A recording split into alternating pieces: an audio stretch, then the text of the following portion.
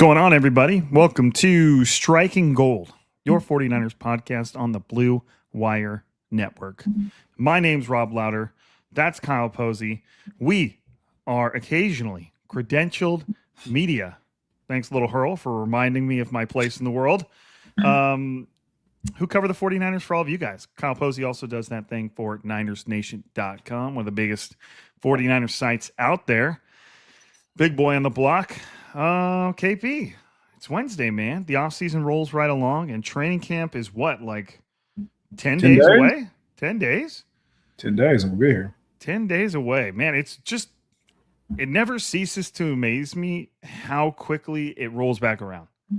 Right. You know what I mean? It always feels like, man, we're not going to have this for a while. And then, boom, it's here. It's like, it just surprises me every time. I don't know why. Matt Mayoko did a good job of, NBC Sports Bay Area did a good job of just highlighting all the dates to come, the big ones. Rookies are reporting on the 18th. That's only 3 days away. Veterans report on the 25th. Their first practice is July 26th. August 11th is the practice, the joint practice with the Tennessee Titans in Santa Clara. August 13th is 49ers versus Tennessee preseason game. So in less than 1 month, and I don't care how you feel about preseason, the 49ers are going to be playing football on a football field, which is wild. Jeffrey Simmons versus Connor Colby. Here we come. It is the ultimate test for whoever wants to win that job. And that's what we're talking about. Holy segue. I know, man. That was perfect. I already had a segue plan, too, because the title of this episode is What are the Hottest Training Camp Battles of 2026? And it is currently 106 degrees in Fresno, California. So it's hot here. It's going to be hot there. KP, you're in Arizona. How hot is it there? It's 104 degrees today. Woo! We are in the ballpark, my friend. We are, at this point, you wouldn't even be able to tell the difference, right? Yeah, man. I used to stop in Arizona all the time because my flight home from El Paso was El Paso to Arizona, Arizona to Fresno, which they were both enjoyable. It was like an hour and 30 both times, and I never minded. That was the only time somebody asked me if I wanted to fly first class. They saw my backpack, and they were like, hey, are you in the military? I was like, and my haircut. And I was like, yeah. And they're like, you want to fly first class? I was like, sure. I was like, it's only an hour and a half flight, man. I wish it was like some 5-hour beast. But that's okay. That's all right. Yeah, man, we are rolling. Logan, what's happening, gents? How's it going with the Logsters? Let me, I haven't switched the YouTube settings to make sure that, like, people can comment. Obviously, it worked there. So, yeah, man, hottest training camp battles of 2026. It's something we've kind of already touched on multiple times through many episodes. It's come up, but now it's kind of time to summarize it. This is honestly one of my favorite topics of the year because... I mean, and KP's been to training camp just as much as I have. It's one of my favorite things about training camp is you got your notepad, you're ready to rock, you go out every day, and you want to figure out which part of that battle or which part of those competitions you can capture that day. And KP, tell them what goes into deciding which one-on-one you're going to watch that day. Talk to them about that thought process because it's one of the just silliest and most useless problems that media has. Man, that is tough. I don't know. I like watching OLDO, but obviously like wide receiver CB is a lot of fun, but I wouldn't sell short like McCaffrey cooking the linebackers either. So, um, I I wouldn't watch that because you kind of know what's going to happen. Offense is always going to be favored in these drills, which is another reason why I steer clear, for the most part, of like wide receivers. And for the last couple of years, the wide receivers haven't exactly been the most explosive, so that's why I gravitated toward just the trenches. And it'll probably lean back toward wide receiver, which might be another segue into what we want to talk about. So this year, Mike Evans, Ricky Pearsall, Deshaun Stribling. Those are probably going to be the top three wide receivers throughout the course of the season, again, assuming health. But those are going to be the top three. At some point, though, the 49ers are probably going to rely on one of these wide receiver fours, whether it's Christian Kirk, whether it's Jacob Cowan, whether it's Jordan Watkins. Maybe that person is Demarcus Robinson. So I think there's going to be a legitimate battle for wide receiver four. Who that is, I don't know. I don't think they know. I also think that wide receiver four is going to change. It can be different. It can be one person from week 3 to week 4. It can be another from week 5 to week 7. And then it can just be kind of like a rolling wide receiver four until somebody's really cementing themselves on who that is. Again, if you're the guy who's 3 for 50, 2 for 45, and just like the big play threat, of course you're going to win that battle. But you're going to have to bring a lot more to the table than just explosive plays, right? You're going to have to prove that you can block. You're going to have to prove that you can win in multiple ways, not just by running past people. So I'm kind of fascinated to see who wins that job early and who holds on to it by November, by December. I think it's going to be pretty fascinating to see how many times that position specifically changes hands, because if there are injuries at wide receiver 2, 1, like Stribling's going to move up. And I'm saying this because he doesn't have any injury history, but they're going to have to rely on one of these other guys who they have no idea about. And that's going to be Cowan. That's going to be Watkins. That's going to be Kirk. Maybe it is Demarcus Robinson because he's bigger than all of those other three that we're mentioning. So I don't know where to go here. What do you think is going to happen here? I guess, how do you see this playing out? The big thing with me is, and this goes into some of the other training camp battles we're going to talk about, and maybe some that aren't even on this list that are still happening, is like where you land on the depth chart is a battle in and of itself. Like there's even guys that aren't going to necessarily capture that wide receiver 4 role. Let's just say it goes to Christian Kirk. Let's just say it's his. But given who's in front of them, Ricky Pearsall's had trouble staying on the field. Mike Evans tends to miss some games, like not a ton, but he tends to miss some games. So there's a chance that your wide receiver 4 is going to get, your wide receiver 3 is going to might get a significant amount of like starting snaps. Your wide receiver 4 might even get his starting snaps of his own, depending on how they handle that. And then the wide receiver 5 might even get a decent amount of burn, depending on who's hurt. There's a betting chance that, and you can knock on wood if that's your thing, that maybe Mike Evans and Ricky Pearsall are missing games at the same time. So then who's your guys out there? I mean, we can't, one of the biggest training camp battles of 2026 is health.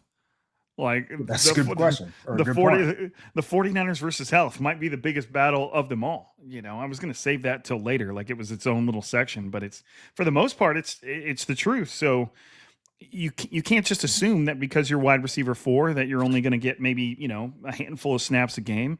And you can't assume because you're wide receiver 5 that you're not going to get on the field. And the same thing for wide receiver 6. Whoever wins those roles, whether it's Demarcus Robinson, Jacob Cowan, if a guy even shocks like Will Pauling, who brings some special teams ability to that, that would be a surprise. You got Jordan Watkins, and all of these guys. The most competitive aspect of that group is for the wide receiver 4 spot. But I think it's important to realize that there's a decent chance that wide receiver 5 and 6 get snaps and get opportunities and get targets. It's just kind of a wild position to be in. And what's exciting about that is, sorry, I'm like trying to fight off a sneeze right now. What's exciting about that is I want to see what a healthy Jacob Cowan that's consistently on the field can do. I want to see what Jordan Watkins can do. I can't wait to see how Kyle Shanahan uses Deshaun Stribling, who I can't remember who said this. I think it was Kyle Juszczyk talking to Matt Mayoko at that golf tournament. said that the 49ers have already asked Deshaun Stribling to take on a defensive end in practice, which you talked about from his college film. And Yeah. even Kyle Juszczyk noticed and was like, man, just the fact that he was down to do that and he threw his whole body into it and he executed what he was being asked to do. He's like, that's exciting, and that's, I think that just the way Deshaun Stribling plays football is going to integrate him into the offense really quickly, but that's not necessarily where the competition lies. At least I don't think it is. The way Kyle Shanahan sometimes treats rookie receivers, maybe Deshaun Stribling's even going to have to earn his place at that 3 or 4 spot. I'm assuming Kyle Shanahan, if you were to ask him right now, would feel way more comfortable putting Christian Kirk on the field than he would Deshaun Stribling. Yeah, just based on experience, right? Right. He's seen him. What you mentioned, opportunities, I have a sneaky suspicion that they're going to give one of these UDFAs, you mentioned Will Pauling, a chance. I think my long shot dart throw is the guy from North Carolina State, Wesley Grimes. So 6'2", 200, that matters here because think about the guys we just mentioned, all under 6 feet, sub 200 pounds. So they're not going to be able to do the same things as him in the fit, like in the meat and potatoes of the actual play that's going on. So Grimes will be able to block. If you watch what he did at North Carolina State, they threw him screens, they threw him passes down the field. He ran a 4.3. So he does all the things that they're looking for in the big body wide receiver. So I think maybe in a preseason setting, and he's going against backups, and he's probably going to look a little better than he actually is. Fans are going to fall in love with him. He's going to have the opportunities. And now all of a sudden you're like, whoa, why don't we give this dude a chance, man? Like, why don't we let him roll? And if he does, maybe he sticks around the practice squad. Maybe that wide receiver 6, wide receiver 5, whatever he is at the time, with opportunities to injury, now he's playing 10, 15 snaps. So Grimes is a name that I would keep an eye out for. Again, a dart throw, long shot, but I don't think it's too far-fetched to think that he could get a chance because we just saw what happens with Demarcus Robinson when he is your guy. I think with a Malik Turner, who they have had on the roster for a few years now, like what you're getting from him. So why not give somebody else that opportunity? And a guy like Grimes makes perfect sense in my mind. So right. And there's been a ton of time throughout the 49ers kind of their tenure where I've always felt like, man, the guy that would have to let go to make room for a young guy just to see what he can do in these moments. I wish the 49ers would go that route more often. I feel like they've had some chances they see these guys all the time. They're around them in meetings. They know what their personality's like. They know a lot more about these players than me, but there's been some times where I've been like, man, I really wish like the 49ers would go with the younger guy here. That like in defensive line, they're going to have some chances with some of these guys like the Bryson Eason, James Thompson, Mikael Kamara. Like they're going to have to make some decisions between kind of a known quantity and a veteran. Let's just throw an example out there like Cam Sample versus just going with a younger guy. And man, unless your like depth chart just can't afford it, I would always like to see him go with the younger guy, man. Like it just see what you got. You never know. The next position group, and just to give him his flowers, his due, KP on NinersNation.com wrote this article today. Which 49ers training camp battles are you looking forward to the most? And that is, I sent him that article and I said, let's do this today. And so if you want to check out more of KP's thoughts, make sure you jump on NinersNation.com. And if you did jump on there, you would know that the next position on that list might be the most hotly contested position. We've talked about it plenty on here. It's left guard. There's no secret. There's just a lot of The biggest thing I would say with left guard is there's just so many different directions it can go. Like, I have no idea who's going to be competing at that spot. I have no idea who the favorite is. I have no idea who I would expect to win it. You know, just to recap, you've got Connor Colby, their second year, 7th rounder, who had significant time in that starting lineup. And then they eventually swapped him out with Spencer Burford, right? Yeah. He basically, for lack of better words, he got played off the field once Burford got healthy. Right. So you've got Connor Colby. who Colton McKivitz already threw some praise towards, and we'll see if that really holds weight.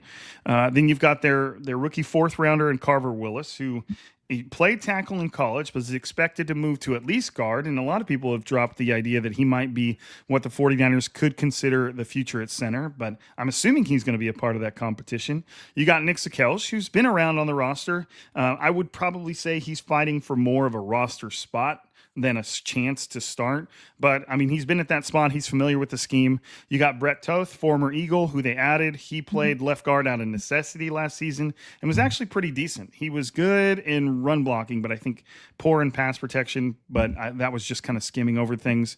He's he's listed on our lads as the backup center. He's played guard and center. Who knows where he's going to be? And then you've got the free agent addition, Robert Jones, who missed all of last season with a neck injury. And the year before that was very solid for the Miami Dolphins. You know, and we talked about him on Monday's episode, and I kind of referred to him as somebody that could be cut due to a numbers game. Could be, and that would surprise a lot of people. He's kind of considered the favorite to start. KP, what do you make of all this, man? I just have no idea what to make.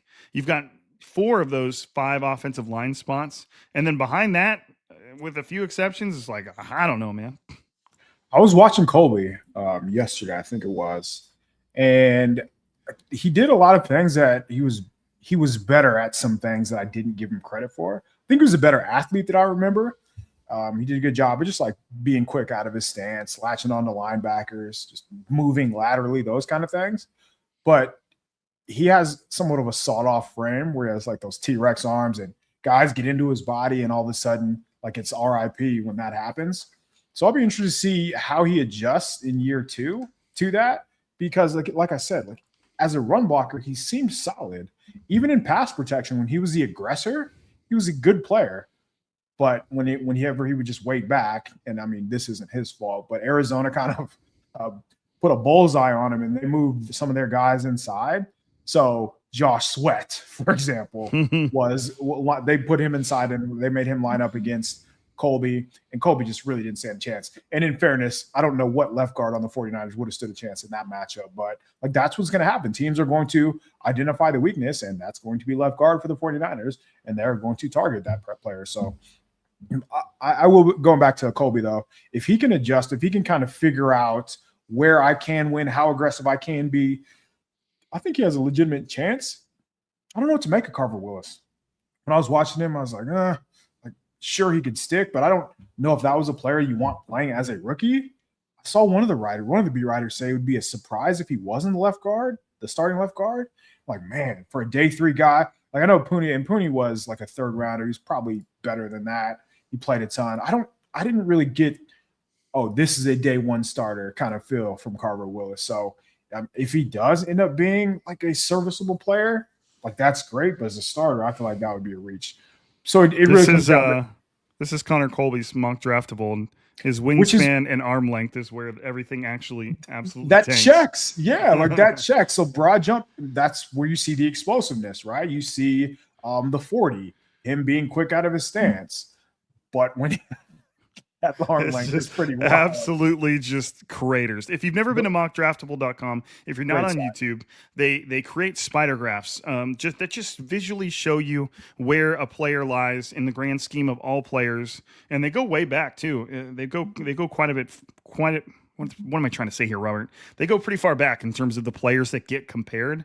And Connor Colby's measurables are actually pretty impressive in basically every stat, or they're at least average or above average in basically every stat but arm length and wingspan, in which it absolutely craters towards the center of the spider graph, and which is exactly what KP was talking about. And you mentioned that without even looking at this too. So it just, it goes to show you what you can pick up watching someone play. Yeah, and again, I think he plays like a strong player, and that's what the 49ers need. It's funny, like on those down the line there, Nick Zakelj was one of his comparisons. I do not see the same player at all. I think Zakelj is a little undersized, but doesn't play with the same kind of strength and aggressiveness. And I would be shocked if Zakelj was on the roster. I think adding some of these, like Brett Toth and Robert Jones, was a way for them to ensure that a guy like Zakelj does not see the field, and again, maybe doesn't even make the roster. To me, it comes down to Colby, and it comes down to Robert Jones. Is Robert Jones healthy? Is he going to be able to provide the same type of play he did in 2024? They have to throw him out there and see if he can, and he's going to get a bunch of reps to prove that he can. So, I mean, it'll be good to go against some of the guys on the roster like Alfred Collins and also Digizua. But I don't know. I think it just remains a giant question mark. I think anybody acting like they know what's going to happen here is just kind of lying and just projecting. It's just like, how could you know what's going to happen? I don't even think Chris Forrester knows what's going to happen here. It's tough to call it, man. It's tough to call it. I wouldn't try to. I mean, okay, let's do this. If you could predict who walks out there week 1, who would you say it is? I would say Robert Jones, but my backup would be Connor Colby. Like the way that they have talked about Colby this offseason, Colton McKivitz had great things to say about him during the coach's availability. Chris Ford was quick to mention him as well. He actually mentioned Colby and Jones first and second, I believe. So those two would be the leaders, and then I would imagine Toth is the backup center. I think that the 49ers would benefit most, at least for this season, if Robert Jones won the job. You know, if he fully recovered from the neck injury and basically returned to his 2023 self, then I think the 49ers would benefit the most from that. I think Trent Williams would benefit the most from that. I think Jake Brendel, the guys on either side of him, would benefit the most from that. You know, now a long term, the 49ers would benefit the most from Connor Colby winning the job, or somebody like Carver Willis, who just maybe comes out of the gate flying for whatever reason, or Brett Toth, whoever you want to throw in there. Not Brett Toth. I'm talking about long term. If you're looking long term, you'd want it to be somebody like Carver Willis or Connor Colby, who are on rookie contracts. But for this season, I think if, you know, based on what we've seen from players in the NFL, Robert Jones is a clear choice. But who knows, man? That's why it's an exciting training camp battle. I'm looking forward to it. And like you said earlier, dude, obviously, we're both receiver guys, so when it comes to one-on-ones, I always preferred receiver DBs. I would have to talk myself into Robert. No, don't go over there. Don't go look at it. Go somewhere else. Go watch a different training camp battle, because I always wanted to watch receiver DBs one-on-ones. But offensive line, defensive line has won me over. It's just the way they set it up. You've got 5 offensive linemen and 5 defensive linemen, and they just work their way down the chute. You know, they start at left tackle, and then they go left guard, then they go center, then they go right guard. And in the moment one rep ends, the guy that's backing up that position steps up. That way, when it gets down the line and it comes back to him, a new battle's ready to go. And it's just exciting. It's an exciting that you get to see so many reps. It's so difficult to write down. Like, I got to the point where when I was watching these battles, I would write down the first number I would write down was the guy that won, and then I would just write down the number of the guy he faced after that. And if I felt like something really stood out, I would write just a quick little note, like swim move, or didn't even touch him, or, you know, something like it was. But it was so fast. And then I would go to the podcast afterwards, and I would try and turn these notes into words, and it was so difficult. But offensive line, defensive line, one-on-ones in training camp is definitely where it's at. It's the most exciting to me. Okay. It's also the most realistic too, I feel like. Because wide receivers can do like 12 different head fakes to get open, and it looks great, but it took 4 seconds to get open. That's not realistic. Like, linebackers have 5 yards of space in between them, and they have 2-way goes to defend. Of course, they're not going to get stops, but there's just such a confined space in these trenches. I think I really like the idea, or just like watching it, because it just feels more realistic.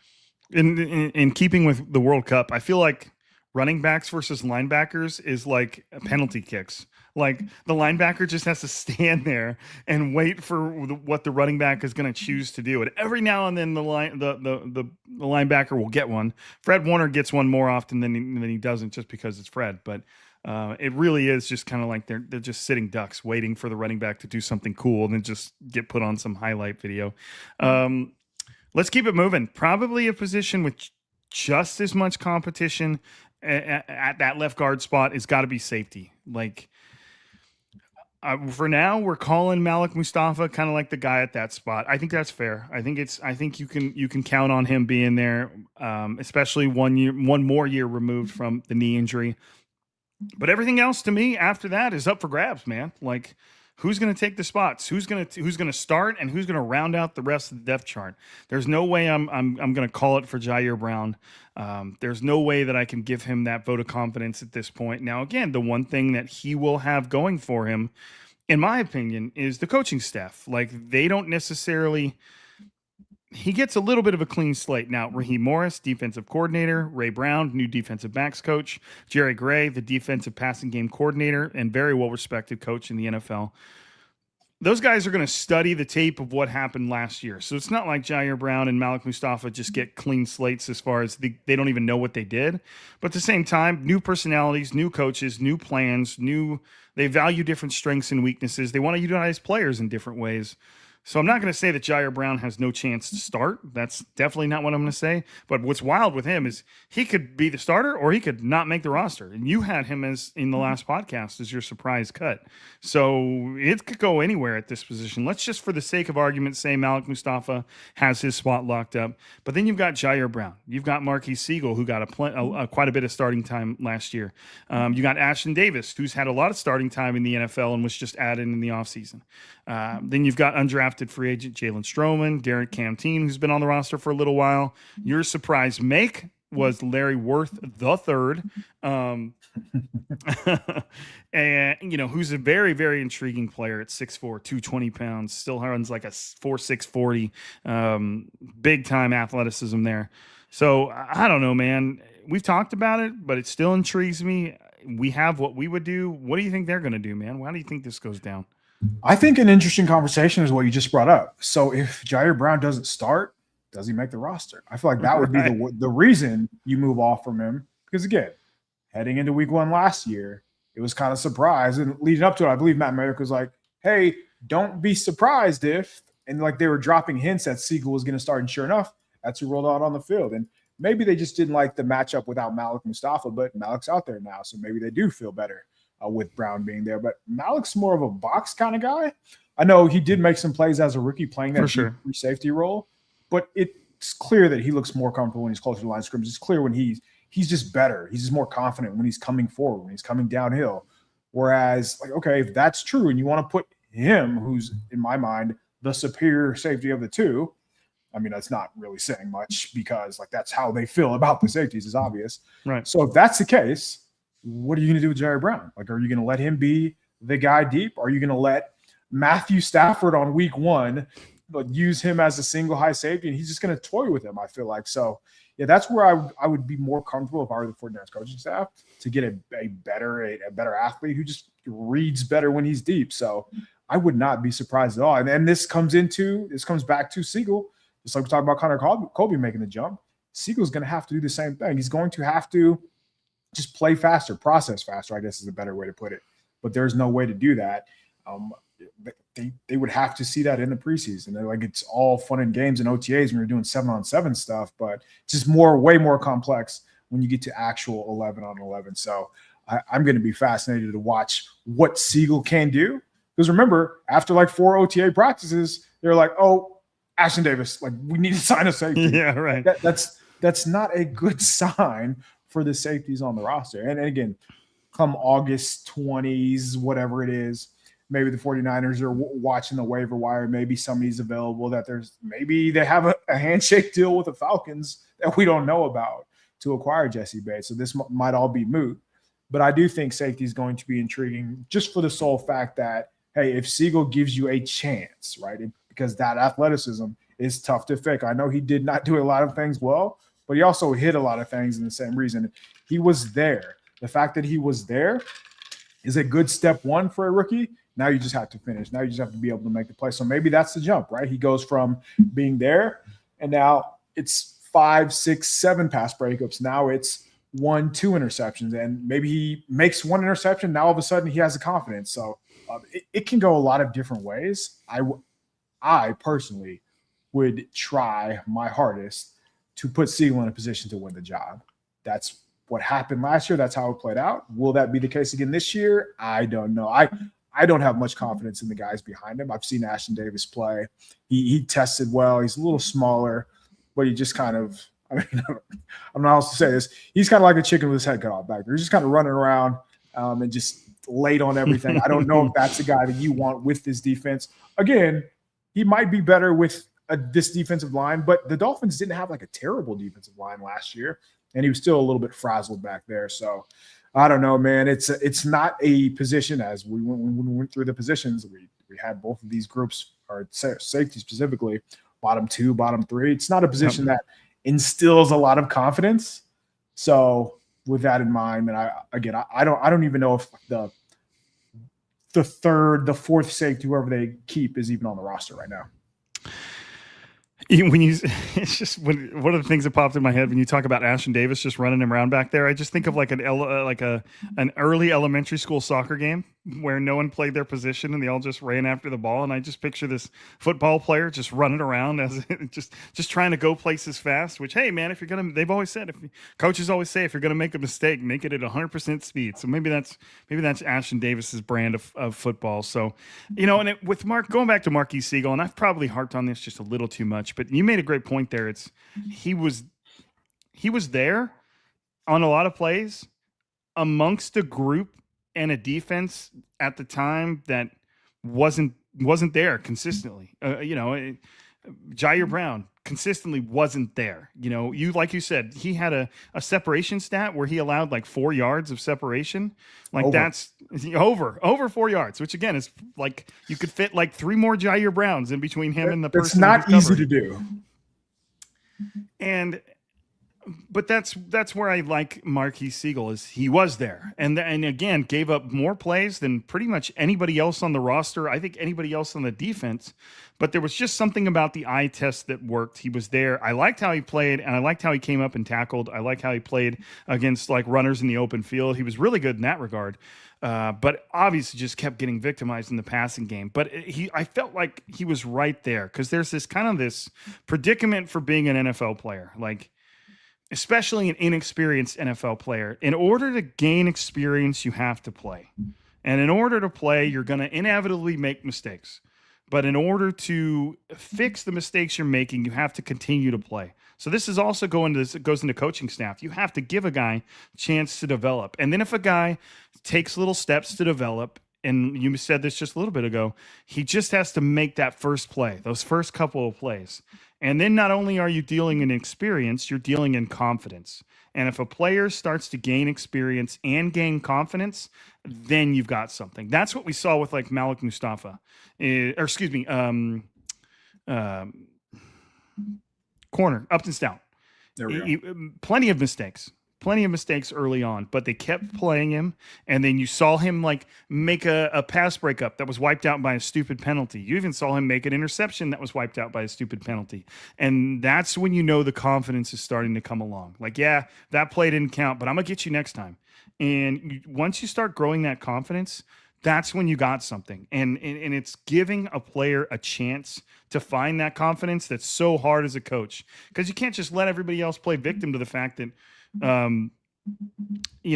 Marquise Siegel is giving up play after play. You can't just ride that forever, because other players are going to start to become frustrated, and it's going to kill his confidence. Then you're looking at the other direction where you can't even, you're in a confidence debt. So it's just a tough scenario to be in. And I'm with you in the fact that I would like to see them give Marquise Siegel a chance. The good news for these safeties is they're going to get absolutely peppered during training camp with the amount of receivers that the 49ers are rolling out there, the amount of big play threats that the 49ers are rolling out there, the amount of speed that they've got on that wide receiver core compared to last year.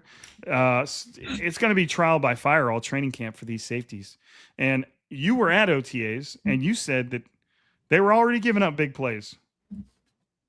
So with just like on simple stuff too, just simple post routes or one-on-one routes, guys, it's never good when you can see the back of the jersey numbers. And there were a lot of instances where wide receivers are running like this and safeties are doing this.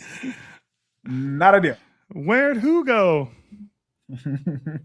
Yeah, that's tough, man. That's tough. But we're going to figure it out.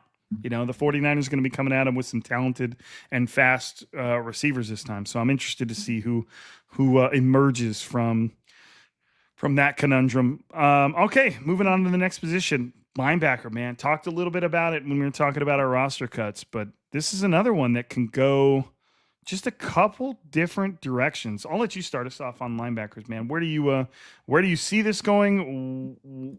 Yeah, what do you see? Whew. So we know Take a it's deep going to be breath. Jared Greenlaw. We know it's going to be Fred Warner. But after that, it's like, okay, this could be anybody. You would think they want to see what they have in Nick Martin, but maybe they don't feel like Nick Martin has the length to play that Sam, where you have to play on the line of scrimmage, right? You have to be able to take on blockers, and that's where Jaden Duggar comes into play. You can't, I don't want to say you can, because if I say that, they're going to end up doing this. But I'm still going to say you can't lean on Luke Gifford anymore. We saw what happened when you do. What happens when you do lean on Luke Gifford? It felt like in basketball, if you matchup hunt, right? It felt like that's exactly what teams did last year. Whenever Gifford was on the field, it would be like coach in the box, passes on. Hey, it's him, it's him, it's him. And there was absolutely a section of each offense's playbook that was labeled the Luke Gifford plays. And when he was on the field, they would just start rattling them off. Hey, 51's in the field, run it his way or throw it his way. And it's so simple because he couldn't do simple things like run with tight end down the seam. And you can see it coming. You can see it unfolding. As soon as the quarterback turned his back on play action, it's like, oh, wonder where this is going to go. And sure enough, that's what happened. So that's maybe where like a more athletic player like a Martin, like a Duggar comes into play. Duggar has experience playing safety. He is longer. He's also rushed the passer. Nick Martin did a really good job rushing the passer in college. He is such a question mark, though. Maybe they view him more as a Dre Greenlaw backup, because Dre Greenlaw gets hurt. You want to have somebody who's solely focused on that. And if Greenlaw does go down, now you have to move your Sam, and now you're just shuffling the deck and have to create two spots. I remember Kyle Shanahan back in the day saying we never want to create multiple starters with that in that term. So, I just like left guard, I have no idea what's going to happen here. It seems like Duggar's the obvious answer, and you just you leave Martin at will. But Duggar's like a rookie 5th rounder, so expecting him to just be able to pick up. And I know the comparison, like KJ Wright spoke glowingly about him. I know. Still, like just expecting a day 3 pick to be able to pick things up and hit the ground running. And there are examples of this happening, right? Like Greenlaw, I believe Greenlaw played early on in his career. I know Aziz did, and then we're talking about the same position where they ended up playing that third linebacker, that Sam linebacker, and eventually worked their way playing next to Fred Warner. So it's possible. But because it's happened before, it doesn't mean it can happen again. And maybe it's just a kudos to the 49ers coaching staff. Maybe they do see something like this playing out. I think it comes down to that third linebacker spot being Martin or Duggar. I feel like Duggar does have the upper hand just because Martin feels like more of a stacked off-ball linebacker, whereas Duggar has the experience of playing on the line of scrimmage. So as of now, I'll say Duggar, which means there's no shot he wins. I have no idea what to make of Jaden Duggar, man. And Dane Brugler has him as a 7th round pick.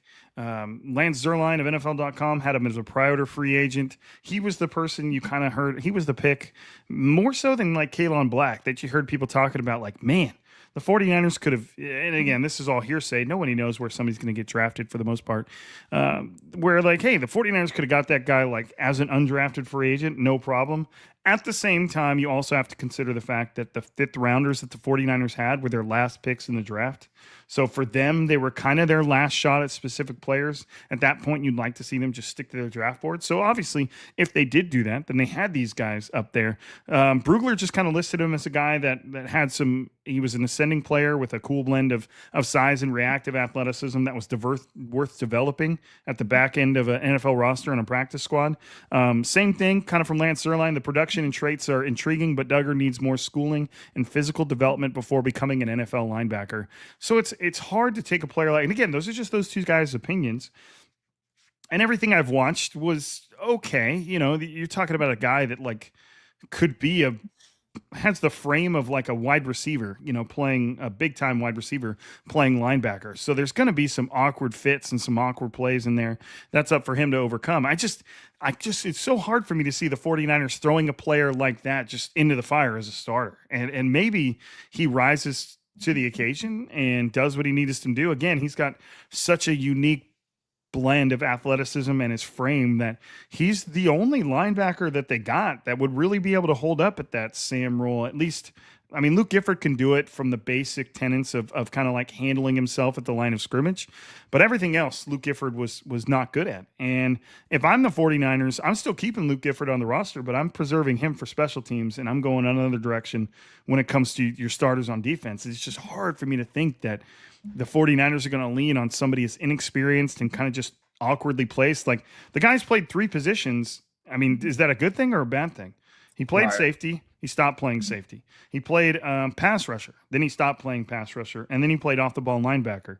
Does that mean they see him as versatile, or does that mean they just he hasn't found his spot yet? So it's just so awkward with him. And Nick Martin, I like Nick Martin. I like the skill set of Nick Martin. I think the 49ers kind of view him as Dre Greenlaw's backup, which right now, if for all intents and purposes, we can consider Dre Greenlaw's backup as like you're about to start, man. Like, Dre Greenlaw has just struggled to stay on the field. So there's a good chance that if Nick Martin doesn't have that Sam role, but is just listed as Dre Greenlaw's backup, he's still going to see the field. So the worst case scenario here to me is that they just roll out Luke Gifford again.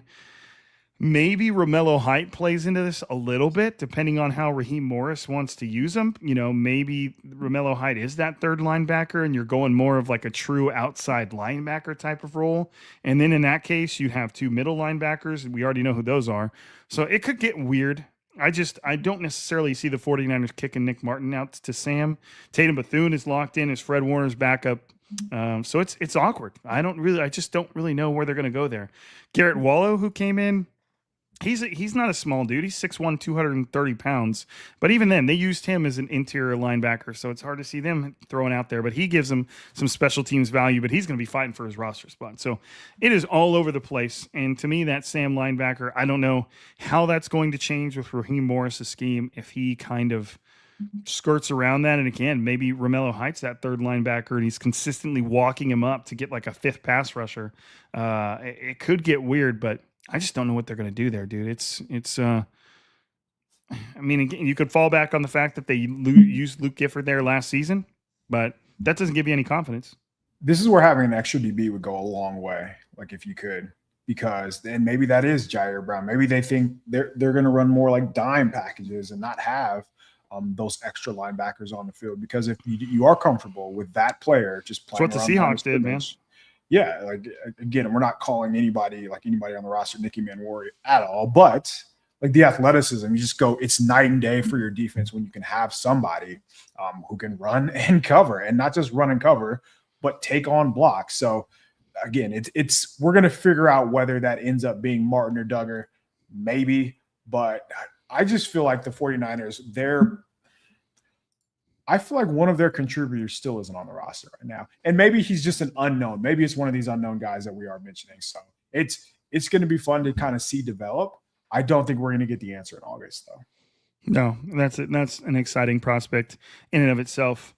All right, last position here of KP's hottest training camp battles is behind Christian McCaffrey at the running back spot. Tell me what you think about that, man. I would imagine like this is going to be another one where, hey, if it ends up being Kalen Black in September and maybe in October, it's Jordan James, and then they just go back and forth. I can see a lot of that going on where Kalen Black, I view him as more of a change of pace guy.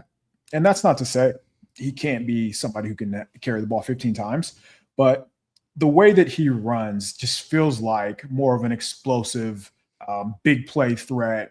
Whereas Jordan James is the 4, 5, 6 consistent, probably not going to burst or probably not going to hit one of those big type of explosive type of runs.